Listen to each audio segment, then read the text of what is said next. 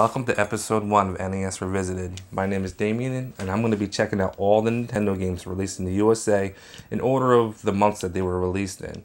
Each game I'm just going to do a quick overview, give you my honest opinion where I think it's worth playing the game for the time compared to other games released in the same month, and if it's worth picking up today.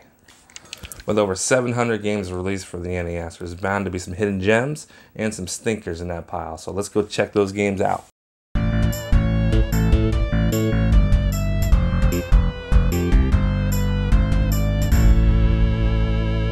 First off, let's tackle the release date of October 18th, 1985. The Nintendo would be made available for purchase only in New York City to test the market. Now, I'm not going to go into full detail about the video game crash of 1983, but just keep in mind that the NES was not released nationally in the US till about September 1986, almost a year later. So, how many games were released in New York City? Most say it was 18. Some sources say that it was actually 17. Gyromite and Duck Hunt were pack-in titles for use with the NES Zapper and Rob the Robot.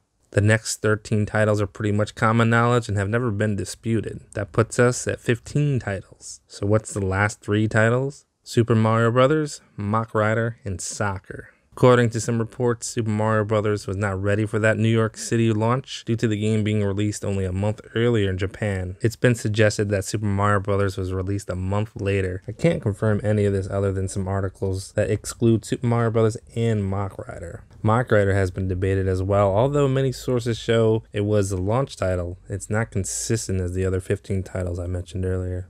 Some say it was released on that day, and others say it wasn't released until 1986. Soccer. Well, this game is often listed as a launch title, but according to Nintendo, this game wasn't released until March of 1987. Nintendo does list Mach Rider and Super Mario Bros. As the October 18th release. According to other sources, Nintendo isn't always 100% accurate on this information.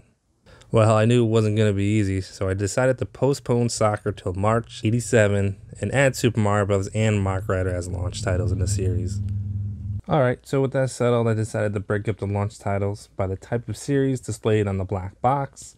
That is sports, programmable, action, light gun, and robot series. Alright, let's take a look at the sports series released on October 18th, 1985.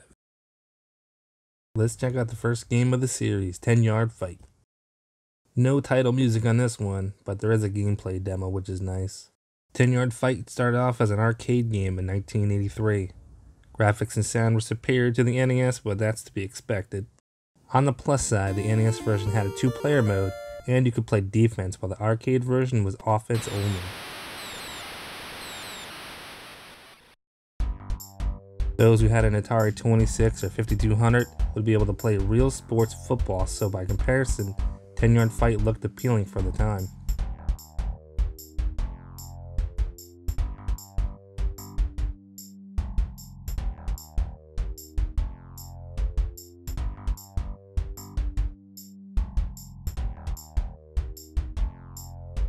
The player and field colors look natural and the football is in a square pixel.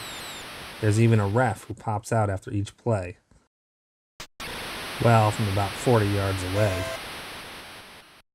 Passing the ball is a lot of fun once you get a handle with the lateral passing. Found it helpful to just toss it to the running back and then try to hit my wide receiver if he was open. But most of the time I'd usually just end up running it to the outside for some yardage. As for the difficulty, the game is as hard as you want it to be. Controls are simple, so when you mess up, you pretty much know why. I did, however, toss up a bunch of interceptions. With that said, was this game worth playing for the time? Not really. The replay value is really short. There's really no incentive to keep playing once you're able to beat the Super Bowl team, if that's even a goal of yours. 2-player is a nice addition, but at this point, 2-player sports games are the norm, even for the NES, so it's not saying much. A few things they could have done to enhance the gameplay is just increase the speed in which the players move. This would make the game feel a lot smoother and less clunky. An ability to shorten the length of the quarters would speed the game up as well. So is it worth playing today? Not really. It's not that the game is the worst football game ever made. It's just Nintendo's worst football game ever made. If you have 30 minutes to kill and you want to experience a very primitive Nintendo sports game, 10-Yard Fight is fun enough as a novelty. It might be worth mentioning that you can pick up the arcade version on the Switch eShop as of the time of this recording. You could easily find an original cart online for about $5, so if you want to add this to your collection, it's not going to hurt the wallet. Alright, time to check out baseball. We got title music and a demo, not bad. At first glance, baseball fields look really nice. Colors seem appropriate, and the pitching and batting physics feel pretty good. When you hit the ball, it actually looks like it's flying through the air rather than the line drives you would see playing on an Atari console. The way the stadium and baseball field looks would be a reoccurring design for many baseball games to come for the NES. The pitching and batting duels are where this game shines. Unfortunately, that's about it for the positives. Fielding is a complete mess, and it's pretty much done all through AI. You don't control the fielders until they have the ball. When you throw the ball, the directional pad is supposed to represent the different bases, but every time I attempted to throw the ball, it almost always went to third base, even though I was matching second base to get the closest runner out. Even worse, when you're the runner, you don't press the base you want to run to, you press the base that the player is originating from. So if he's on first base, you hit B and right on the D-pad. And if you want to run back, you gotta hit A while hitting right on the D-pad. The outfielders don't ever seem to be in the area of the ball, and getting to the spot is all up to the AI. The speed is really slow, just like 10-yard fight, so you can take advantage of that by just running full force, getting easy bases. Unfortunately, the computer will also do the same. This could be frustrating as you don't feel like there's anything you can do except hope you strike the mat or get an easy infield play. So, was this game worth playing for the time? Well, the game isn't horrible, but remember that it's one of the first decent looking console baseball games. So I'd have to say yes. Hitting and pitching are a lot of fun once you get the feel for it. Like 10-yard fight, it takes about 30 minutes to play a single game. There's no 10-1 rule in effect, so if you're having a bad third inning, you're probably going to give up fast. My first game, I was losing by more than 10 around the 6th inning, and I was hoping for the mercy rule so I could just be put out of my misery. But I played on and ended up losing only by a few runs. This game is probably not worth revisiting for the same reasons as 10-yard fight. Each game takes about 30 minutes and it feels too long. Hitting home runs and striking out batters feels just as good as any other baseball game, but the fielding control ruins the pacing of the game. I'd definitely pass on this one. Thankfully, Nintendo would have no shortage of baseball games to choose from in the next couple of years of production. Can't wait. Alright, time to try out Golf for the NES. No title music, but there is a demo. Golf seemed to be the perfect game for a dad. It was considered the first game to have the power and accuracy bar, which determined distance and accuracy. Prior to that, arcade games would use a trackball to accomplish the same thing.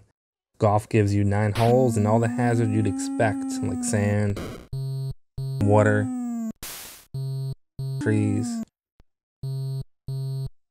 Golf really tried to capture all elements of real golf. You have to deal with wind, choosing the right clubs, aiming, hit the ball straight or huck the ball to your advantage, course avoid obstacles and stay in bounds. Well, if you manage to do that and get to hit the ball again, good luck. You now have to figure out what the distance to the hole is, what club will get you there. Pick up the wrong club and you may end up blasting it 100 yards out of bounds. There's no indicator that tells you how far you are, or how far the given club may go.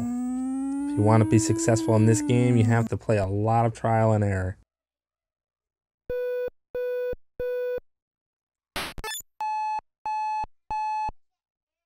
Another issue with the game is that you can aim your golfer, but only at increments of like 22 degrees.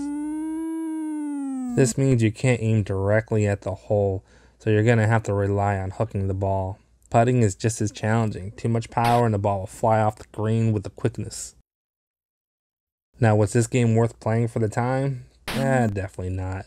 I can see dads giving it a few shots on a rainy Sunday, but I doubt any kid would be excited for golf. It's definitely geared towards people who play real golf, just does a poor job. There's no music of any kind. It's such a quiet game. Maybe that's on purpose to simulate a real golf course. The game wasn't worth playing in 1985 and still holds true for today. Don't bother with this one, it's brutally hard for all the wrong reasons. Time for the last launch sports series game, Tennis. Intro music and a demo.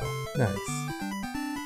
This game has two modes. Singles mode is for against the computer, and doubles mode is where you and a friend take on the computer. There isn't a singles player mode for 2 players, so it's team up or sit back. All the rules of tennis apply in this game, so if you're familiar with them, you can jump right in and feel at home. The server mechanics are pretty forgiving and don't take long to figure out. The graphics are in that classic black box NES style, which is colorful and looks good. Controls take a minute to adjust, but as you play, you eventually start to get better with trial and error. There's plenty of difficulty levels to try if you get really good at the game, each with tougher AI and a nice speed boost. Although I usually complain that the sports series games suffer from being too slow when it counts, this game can actually be too fast at times. The main issue is that you can move your player all around the court quickly, which is great, except when you try to hit the ball, you often aren't lined up properly, so you end up missing a lot. You have to train yourself to move and set up your shot, then hit the ball. There was also a ton of times where I would go running left to catch up to the ball, but hitting the ball would go out of bounds. It's hard to navigate or predict where the ball will end up, so expect to lose a lot of points going out of bounds. You always play at the bottom of the screen, so you won't get any variety in that regard. In 1985, this game looked and played well for the time. It's not perfect by any means, but it's easy enough for anyone to play. Not having a singles 2-player mode is an unfortunate omission. Otherwise, this was a solid entry at launch. But is it worth playing today? For 1-player games, I say it's a solid game for tennis fans. As far as I know, there's only 2 other tennis games released for the NES, which have endorsed tennis players. I haven't played them yet, but this one is widely available, so I'm comfortable enough saying this is worth a pickup. It's just simple tennis. Well, that concludes episode 1. I think I had the most fun playing the tennis game, and the baseball game probably the second most out of the group. Hope you enjoyed watching. In the next episode, I'm going to be checking out the programmable series that was part of the launch release back in 1985. Thanks for watching. Be sure to subscribe so you don't miss out on the next episode. Thanks.